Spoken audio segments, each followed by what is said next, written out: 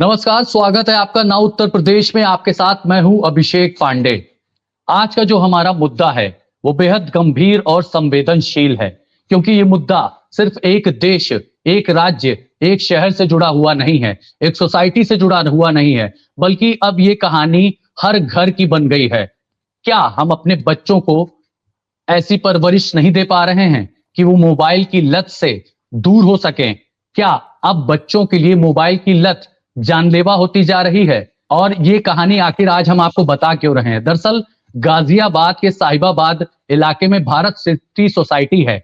वहां पर 3 बच्चियों ने बीती रात एक साथ आत्महत्या कर ली। वजह ये सामने आ रही है कि तीनों बच्चियों को मोबाइल की लत थी, मोबाइल का एडिक्शन था और गेम वो खेलती रहती थी। लेकिन एक ऐसा वक्त आया जब उनके पेरेंट्स ने उनसे मोबाइल ले लिया और उसके बाद वो पूरी तरह से डिप्रेशन में चली गई। हालांकि अभी जांच चल रही है और तमाम एंगल भी सामने आ रहे हैं, लेकिन इतना क्लियर है कि 80 फीट की ऊंचाई से एक 12 साल, 14 साल और 16 साल की 3 सगी बहनों ने आत्महत्या कर ली। तो आखिर हमारा समाज किस तरफ जा रहा है? इन तमाम मुद्दों पर आज हम अपनी चर्चा करेंगे। हम आप सभी जो हमारे मेहमान हैं उनका बहुत बहुत स्वागत करता हूं। लेकिन सबसे पहले चर्चा की शुरुआत करते हैं, डॉक्टर सौरभ टंडन के पास हम चलते हैं। डॉक्टर साहब, ये बताइए कि हम लोग अपने बचपन में आउटडोर गेम खेला करते थे। रात को सोने से पहले नानी, दादी, दादा सबकी कहानियां सुना करते थे और नींद आ जाती थी। लेकिन आज के बच्चों की बात की जाए तो खाना खाना हो तो मोबाइल, सोना है तो मोबाइल। आखिर ये जो स्क्रीन टाइम लगातार बच्चों का बढ़ता जा रहा है, और अब बात सिर्फ उनकी सेहत से जुड़ी नहीं है बल्कि जान पर आ चुकी है, जानलेवा हो चुकी है। तो आखिर इस लत से कैसे निजात पाई जा सकती है? पहला ये सवाल है। देखिए, पहला जो सबसे इम्पोर्टेंट चीज है वो ये कि भाई आखिरकार ये लत पड़ी कैसे? ये लत भी तो माँ बाप ही डाल रहे हैं। आप देखिए, छोटे छोटे बच्चों को, बच्चा रो रहा है तो उसको मोबाइल पकड़ा दिया, खाना नहीं खा रहा है तो मोबाइल पकड़ा दिया। अपने आसपास आप देखिए, रोज आपको ऐसे किस्से दिखाई देंगे, ऐसे परिवार दिखाई देंगे, ऐसे माँ बाप दिखाई देंगे जो कि छोटे छोटे कामों के लिए बच्चों को जो करवाने के लिए आप मोबाइल पकड़ा दे रहे हैं। बच्चे को फुसलाने के बजाय, डिस्ट्रैक्ट करने के बजाय, बच्चे को कोई गेम खिलाने के बजाय, अब बच्चा रो रहा है तो उसको आप फुसलाइए, किसी और ढंग से फुसलाइए। उसको आप मोबाइल दे करके उसको क्यों उसको एक रील दिखा रहे हैं, एक स्टोरी दिखा रहे हैं? तो सबसे पहले तो आपको बेसिक लेवल पे इस बात को समझना पड़ेगा कि मोबाइल ठीक है, नेसेसिटी है आज के जमाने में, लेकिन बच्चों को उतनी अर्ली एज से मोबाइल का एडिक्ट आप खुद बना रहे हैं। जब आपने खुद ही एडिक्ट बना दिया तो आपके लिए तो बहुत मुश्किल होगा उससे दूर करना बच्चे को। बिल्कुल डॉक्टर साहब, आप कह रहे हैं कि माँ बाप यानी परवरिश में ही खोट है। शुरुआत से ही ऐसे बीज बो दिए जा रहे हैं जिससे मोबाइल एडिक्शन होता है, जी स्क्रीन हाँ, टाइम होता है। बिल्कुल। आप ये बताइए डॉक्टर साहब, ये आपके परवरिश पास में भी ही तमाम खोट है। केसेस आते होंगे। आप किस तरह से काउंसलिंग करते हैं? ऐसे केसेस में आप माँ बाप को किस तरह की सलाह देते हैं? क्या ऐसे में ट्रीटमेंट की भी आवश्यकता होती है, काउंसलिंग की जरूरत होती है? आखिर अगर कोई बच्चे के हाथ से मोबाइल देखिए, ले लिया जा रहा है, वो रोने लग रहा है, तो उसका ट्रीटमेंट क्या है? उसका ट्रीटमेंट है डिस्ट्रैक्शन। आप बच्चे को कोई दूसरी एंटरटेनिंग चीज में लगाइए। आपने मोबाइल दिया, मोबाइल से बच्चे को जो है एक बूस्ट मिल रहा है, खुशी मिल रही है, एक एक्साइटमेंट मिल रहा है, उसको एक एंगेजमेंट मिल रहा है, उसको स्टिमुलेशन मिल रहा है कि उसको दिखाई दे रहा है कि हाँ, कोई कहानी चल रही है, कुछ चित्र चल रहे हैं, उसमें कोई एक्टिविटी हो रही है, कोई गेम चल रहा है। तो वो जब आप उससे हटाएंगे बच्चे को तो उसको कोई दूसरा आपको देना पड़ेगा। वो दूसरा हम्म। देने के लिए ये नहीं है कि आप ले जाइए उसको क्रिकेट एकेडमी या बैडमिंटन एकेडमी में खड़े होकर के आप बैडमिंटन और क्रिकेट खिलाइए और उसको फिर से प्रेशर डालिए कि बेटा तुमको वर्ल्ड क्लास चैंपियन बनना है, या क्रिकेटर बनना है, बैडमिंटन प्लेयर बनना है, तुमको सचिन तेंदुलकर बनना है, तुमको सानिया नेहवाल बनना है। जी नहीं। आप बच्चे को 1 घंटे का समय दीजिए। आसपास के जो भी 5 6 10 बच्चे हों, पेरेंट्स हों, उनसे मिलिए। सबके बच्चे एक जगह आकर के एक पार्क में 1 घंटा खेलें। बच्चे खुद क्रिएटिव होते हैं, वो खुद अपने लिए गेम बनाएंगे, खेलेंगे, एक दूसरे से लड़ेंगे, एक दूसरे से प्यार करेंगे, एक दूसरे का सपोर्ट करेंगे। और जो एक इमोशनल सपोर्ट आदमी मोबाइल में ढूंढने लग जाता है, उस इमोशनल सपोर्ट को बच्चे आपस में ढूंढेंगे और फिर उनकी ग्रोथ अच्छी होगी। बच्चे के लिए आपको क्या लगता खेलना, है कि माँ जीतना, बाप जो है, भागना। माँ बाप के अपने बच्चे को ही समय नहीं दे पा रहे हैं? आजकल संयुक्त परिवार का जमाना नहीं है, माँ बाप दोनों वर्किंग हैं, जिंदगी की आपा दौड़ में वो देखिए, परेशान हैं, संयुक्त कमाने के लिए परिवार परेशान हैं। ऐसे में क्या बच्चे अकेलापन महसूस करते हैं और मोबाइल की लत उनको लग जाती है? देखिए, संयुक्त परिवार हो या ना हो, ये माँ बाप की जिम्मेदारी है कि वो बच्चों को समय दें, वो चाहे संयुक्त परिवार में रह रहे हो चाहे अकेले रह रहे हो। आप किसी भी ढंग से 2 घंटा 2.5 घंटे का समय निकाल के अपने बच्चे को दीजिए। ठीक है, आप दोनों जने काम कर रहे हैं, करिए, लेकिन टाइम ऐसे एडजस्ट करिए कि आपका बच्चा आपके साथ कम से कम 2 घंटा रहे, और आप बच्चे से बात करिए। वो 2 घंटा ऐसा हो जिसमें कि ना टीवी हो, ना मोबाइल हो, ना आपका काम हो, ना बच्चे का होमवर्क हो। उसमें आप और बच्चा एक दूसरे से कन्वर्सेशन कर रहे हो, आप लोग खाना बनाइए, साथ में खाना खाइए, कुछ गेम खेलिए। सारा दिन तो आदमी काम नहीं करेगा, सारा दिन तो बच्चा पढ़ेगा नहीं, पर जो छोटे मोटे काम है, मान लीजिए आप कमरे की सफाई कर रहे हैं, बच्चे को अपने साथ लगा लीजिए। आप खाना बना रही हैं, बच्चे को अपनी मदद के लिए लगा लीजिए। आप समय दीजिए, एक्टिविटी साथ में करिए। समय देने का ये मतलब नहीं है कि आपने सारा काम छोड़ के 2 घंटा आप बच्चे के सामने बैठ गए, नहीं, आप उसके साथ रहिए 2 घंटा, वही बहुत, उतना ही बहुत है। और उसको कम बिल्कुल, से कम माँ समय बाप ऐसा को जरूर दीजिए जिसमें वो एंगेज दूसरे माँ बच्चों के बाप साथ को जाके बच्चों इंटरेक्ट को करे, अपने रखे। साथ एंगेज करना पड़ेगा, इन्वॉल्व करना पड़ेगा, बच्चों के साथ समय बिताना पड़ेगा। ये एक बहुत इंपॉर्टेंट बात आपने कही है डॉक्टर वो साहब। सबसे हम जरूरी। आएंगे आपके पास दोबारा भी, लेकिन हमारे साथ विक्रम बहादुर सिंह परिहार साहब भी जुड़े हुए हैं, प्रधानाध्यापक हैं ज्वाला देवी इंटरमीडिएट कॉलेज के। करीब 3,500 बच्चों को रोजाना ये हम कहते हैं कि पढ़ाते हैं, देखते हैं, और ये बच्चों की साइकोलॉजी बहुत अच्छे से जानते हैं, इनका अनुभव इतना लंबा रहा है। आचार्य जी, ये बताइए आप हमें, आप 3,500 बच्चों को रोजाना डील कर रहे हैं, ऑनलाइन पढ़ाई का भी जमाना है। आप किस तरह से, हमने देखा था कि कॉलेज में जब मैं आया था तो मैंने देखा था कि वहां पे स्मार्ट क्लासेस चल रही हैं, ऑनलाइन पढ़ाई भी होती होगी, लेकिन मोबाइल की लत से कैसे दूर किया जाए बच्चों को, इसको लेकर के आप क्या क्या वहां पर कहते हैं? क्योंकि जो मामला आया, निशिका देखिए 16 साल की हैं, प्राची 14 साल की, पाखी 12 साल की, ये तमाम उम्र के जो एज है, एज फैक्टर है, इससे आप रोजाना डील करते हैं 12 14 15 साल के बच्चों को। तो आप किस तरह से मोटिवेट करते हैं बच्चों को कि इस तरह से मोबाइल एडिक्शन से बचा जा सके, स्क्रीन टाइम जो है वो कम किया जा सके? जी। अभिषेक जी, ये मोबाइल फोन की समस्या तो बहुत बड़ी है, और ये देखने में भी आ रहा है कि मोबाइल एडिक्शन जो है वो पूरी तरह से बच्चों को प्रभावित कर रहा है। खास तौर से उन कम उम्र के बच्चों को जो 21 साल से कम उम्र के हैं, जो अभी इमेच्योर हैं, ऐसे बच्चे ज्यादा प्रभावित हो रहे हैं। और मोबाइल के दुष्परिणाम तो बहुत सारे हैं। ये तो जो घटना हुई ये दुखद है, और इस तरह की घटनाएं होनी नहीं चाहिए। और बच्चों में जो मोबाइल की लत है वो 2 चीजों से छूट सकती है। पहली बात तो मेरा मानना ऐसा है कि माता-पिता को भी इस पर थोड़ा सुधार करना होगा। अभिषेक जी, ऐसी बातें हैं कि परिवार में ज्यादातर फैमिली अब और जॉब वर्किंग है सब। तो माता-पिता दोनों बाहर जाते हैं, और उसके बाद जब घर वापस आते हैं तो वो अपना कोई ना कोई ऐसा काम लेकर के आते हैं कि वो अपने अलग कमरे में मोबाइल लेकर के चले गए। माताजी अपना काम करते हुए वो अपने मोबाइल की दुनिया में वो रहती हैं, बच्चों को देखने वाला कोई नहीं होता। ऐसी कंडीशन में बच्चे के पास भी मोबाइल जनरली इस तरह की स्थिति में रहता ही है। तो जब हमारे परिवार को समय नहीं है तो निश्चित रूप से हम बच्चों को बिल्कुल समय नहीं दे पाते हैं, और समय ना देने के कारण वो कहीं न कहीं मोबाइल एडिक्शन का शिकार होता है, और तरह-तरह की उसमें समस्याएँ पैदा होती हैं। तो सिर्फ़ एक घटना नहीं है, अनेकों घटनाएँ ऐसी हैं जहाँ बच्चों का जीवन खराब हो गया है, सिर्फ़ मोबाइल फ़ोन के चलते। एआई का जो इस समय ट्रेंड है, जिस तरह से छोटी-छोटी समस्याओं को लेकर के बच्चे या बूढ़े तक कह लीजिए, सब मोबाइल में एआई का प्रयोग करते आपको दिखेंगे। तो कहीं न कहीं ये बच्चों के मानसिक स्तर को भी कम कर रहा है। अब इसमें हम अपने यहाँ जो प्रयोग करते हैं, सबसे जी। महत्वपूर्ण बिंदु ये है कि बच्चों की काउंसलिंग बहुत ज़रूरी है। हम हम्म। बच्चों के साथ जब काउंसलिंग करते हैं, तो हम उनसे पूछते हैं कि बेटा आप अपनी कुछ चीज़ें बताओ। ऐसे 4-5 कारण बताते हैं, जिसके कारण आप प्रॉपर अटेंशन नहीं दे पा रहे हो। तो बच्चे उसमें अपने से वो बताते हैं कि सर एक समस्या ये हम लोग के साथ आ रही है कि हम मोबाइल फ़ोन नहीं छोड़ पा रहे हैं।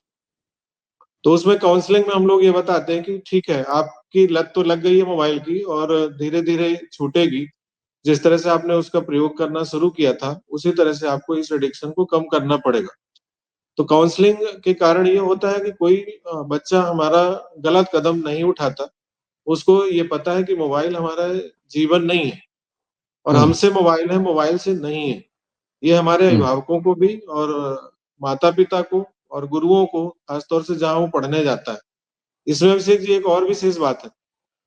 आज हम बच्चों को मशीन की तरह ट्रीट कर रहे हैं और इसमें हम्म। हमारे अभिभावक भी इसी तरह का ट्रीट करते हैं। उनको ये लग रहा है कि जो हमारी ख्वाहिशें थी, जिनको हम पूरा नहीं कर पाए, वो सपना बच्चों में देखते हैं और अंधी हम्म। दौड़ में बच्चे को धकेलने के लिए वो प्रयासरत रहते हैं। हम्म। हमारे पास भी बहुत सारे पेरेंट्स ऐसे आते हैं जिनके पास वक़्त नहीं है, बोलते हैं सर हमारे पास टाइम नहीं है। हम्म। तो बहुत सारी चीज़ें ऐसी हैं कि अभिभावक के पास खुद समय नहीं है और जब उनको अपना मुख्य चीज़ ही उनको नहीं समझ में आ रही है, तो बच्चे को लत तो लगेगी। तो मेरा मानना ऐसा है बिल्कुल कि बच्चों बच्चे की जी।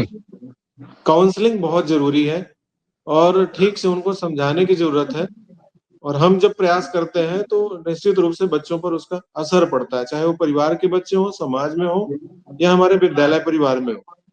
तो मेरे बिल्कुल, यानी कि माँ-बाप को ही प्रयास करने की पहली ज़रूरत है, उसके बाद अगर उनका सोसाइटी में उठना-बैठना, दायरा, फ्रेंड सर्किल को बढ़ाया जाए, तो इस तरह की दिक्कतों को ज़रूर कम किया जा सकता है क्योंकि सेहत पर भी इसका बुरा असर पड़ता है। आपने ये भी कहा कि ऐसे तमाम केस हैं, तो मुझे वो लखनऊ का जानकीपुरम वाला केस याद आ गया, जब पबजी गेम के कारण माँ ने मना किया कि पबजी मत खेलो, तो बच्चे ने सीधे बंदूक उठाई और अपनी माँ के ही सर पर गोली मार दी और 2 दिन तक वो माँ के साथ, लाश के साथ उसी कमरे में भी रहा। ये बेहद हैरत अंगेज मामला सामने आया था और इस वाले मामले की बात की जाए गाजियाबाद वाले तो जो 8 पन्ने का सुसाइड नोट लिखा गया उसमें लिखा है कि ट्रू लाइफ स्टोरी। इस डायरी में जो कुछ भी लिखा है वो सब पहले पढ़ लो क्योंकि ये सब सच है। Read now I am really sorry पापा। सॉरी पापा कह के तीनों बच्चियों ने अपनी जिंदगी को तबाह कर लिया, खत्म कर लिया। लेकिन अभी हमारे पैनल में एक और मेहमान हमारे साथ जुड़ चुके हैं, राजेंद्र सिंह बेदी जी, जो कि पूर्व अंतर्राष्ट्रीय बास्केटबॉल खिलाड़ी भी हैं, इसके अलावा स्पोर्ट्स कोच भी हैं और बच्चों को रोजाना मोटिवेट करते हैं कि आप आउटडोर गेम से जुड़िए, मोबाइल की दुनिया से बाहर आइए, रियल वर्ल्ड में परफॉर्म करिए। बहुत बहुत स्वागत है बेदी साहब आपका। सबसे पहले ये बताइए कि आप भी अमिताभ बच्चन स्पोर्ट्स कॉम्प्लेक्स में रोजाना सैकड़ों बच्चों को डील करते हैं। आप पेरेंट्स से क्या चीज बातचीत करते हैं? पेरेंट्स को किस तरह से मोटिवेट करते हैं कि जो बच्चे हैं वो आउटडोर एक्टिविटी में ज्यादा इन्वॉल्व हों? जी। पहले तो आप सभी को नमस्कार। आपका बहुत-बहुत धन्यवाद। आपने मुझे यहाँ पे अपने साथ जोड़ा। मैं सबसे पहले एक चीज़ जो बच्चों से, पेरेंट्स से, दोनों से कहता हूँ कि खेल बहुत आवश्यक है। इसलिए हुँ। नहीं कि वो कुछ प्रतियोगिताओं में जाके भाग लेंगे और कुछ बड़ा करेंगे, वो तो अपनी जगह है ही है। खेल इसलिए भी ज़रूरी है, अगर आप स्वस्थ रहेंगे, तो आपका पढ़ाई में भी मन लगेगा, बाकी कार्यों में भी मन लगेगा। और हुँ। जो बच्चे बाहर निकल कर खेलते हैं, जो मैदान में आते हैं, उनके अंदर कुछ चीज़ें अपने आप विकसित होती हैं, जैसे कि वो एक-दूसरे से मिलकर रहना, एक-दूसरे से प्यार से बात करना, टीम भावना, एक-दूसरे की मदद करना। और सच पूछिए, मेरा अपना ये मानना है कि खेल एक वो विधा है, जिसके द्वारा हम समाज की बहुत सारी बुराइयों को भी दूर कर पाते हैं। जैसे कि खिलाड़ी आपस में ऊँच-नीच की भावना नहीं रखते, खिलाड़ी अमीरी-गरीबी नहीं देखते, वर्ण भेद नहीं होता, सब मिल के रहते हैं, एक-दूसरे की थाली में बैठ के खा लेते हैं, एक-दूसरे के कपड़े पहन लेते हैं। कोई ऊँच-नीच की जैसी बात उनके अंदर नहीं होती है। ये सब जो हम लोग जो इस तरह से खिलाड़ियों के अंदर डेवलप करते हैं, वो एक अच्छा खिलाड़ी के साथ-साथ एक अच्छा नागरिक भी बनता है और एक अच्छा इंसान भी बनता है। दूसरी हुँ। चीज़ जो खेल जगत में जो हम लोगों को सीखने को मिलता है, हारना सिखाती है ये। जो फील्ड में आप गेम खेलते हैं, हारना सिखाती है। हारने के बाद जैसे हुँ। आप देखिए जो आपने घटना बताई, इसमें जी। बच्चों को कुछ तकलीफ हुई और उन्होंने इतना बड़ा निर्णय लिया कि अब सारा जीवन हुँ। उसकी क्षतिपूर्ति नहीं हो सकती, उनके माता-पिता रोते हुए अपना जीवन व्यतीत करेंगे। पढ़ाई हुँ। में लोग फेल हो जाते हैं, हार जाते हैं, तो बहुत बड़ा कदम उठा लेते हैं जिसका आजीवन उनके माता-पिता उसको पश्चाताप करते हैं। लेकिन खेल में हारने वाला, ये हम लोग उसको सिखाते हैं तो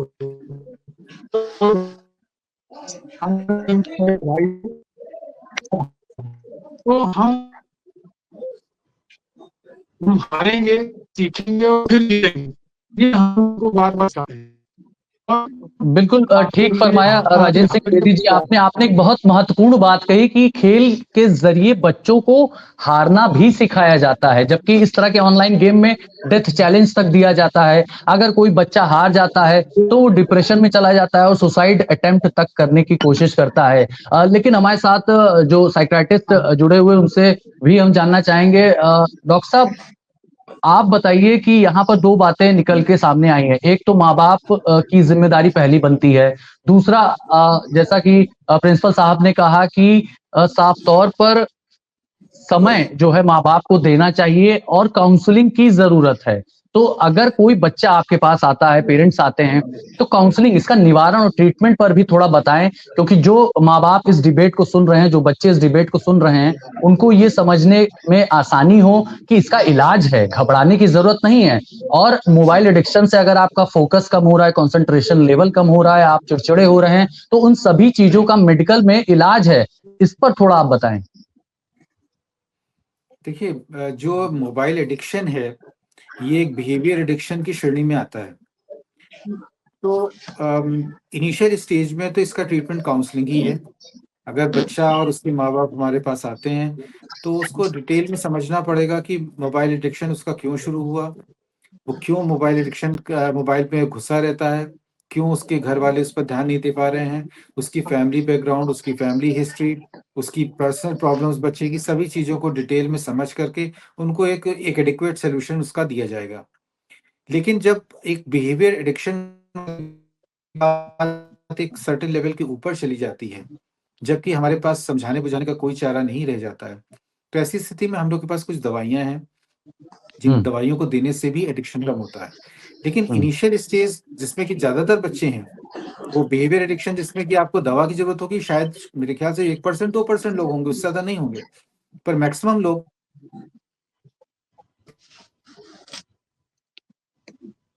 ये आइडेंटिफ़ाई करना पड़ेगा कि उनका बच्चा बिहेवियर ये मोबाइल एडिक्ट हो गया है। हुँ, अभी तो लोग यही नहीं समझ पा रहे हैं कि उनका बच्चा मोबाइल एडिक्ट है कि नहीं है।